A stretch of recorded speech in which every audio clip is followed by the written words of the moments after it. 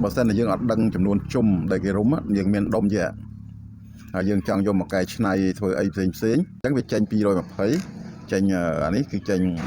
24អញ្ចឹងបើសិនជាយើងរុំអត់ត្រូវវាអញ្ចឹងភ្លើងនេះចេញក៏អត់ត្រូវដែរហើយអានេះចេញក៏អត់ត្រូវដែរ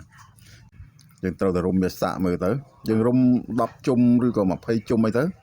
ហើយយើងដាក់ភ្លើងវាស់មើលទៅ220គេរុំប្រមាណជុំហើយ24នេះគេរុំប្រមាណជុំគេ48នេះអូខេអញ្ចឹងយើងដឹងអញ្ចឹងទៅពេលដែលយើងកែច្នៃគឺយើងដឹងថាយើងឲ្យវាចេញភ្លើងប្រមាណដូចថា220នេះយើងចង់ឲ្យវាចេញ220ឬក៏យើងចង់ឲ្យវាចេញ440ឬក៏យើងចង់ឲ្យវាចេញ500អីចឹងទៅ550អីចឹងទៅអាហ្នឹងយើងអាចធ្វើបានអូខេយើងអាចធ្វើចឹងបានហើយអានេះក៏ដូចគ្នាដែរយើងចង់ឲ្យវាចេញ24ឬក៏យើងចង់ឲ្យវាចេញ100 វ៉ុលអីចឹងទៅអញ្ចឹងយើងអាចធ្វើបានលើបានដូចគ្នាដោយសារអីដោយសារតែយើងដឹងចំនួនជុំក្នុង1វ៉ុលអញ្ចឹងដើម្បីដឹងចំនួនជុំក្នុង1វ៉ុលតើតើយើងធ្វើតេស្តវា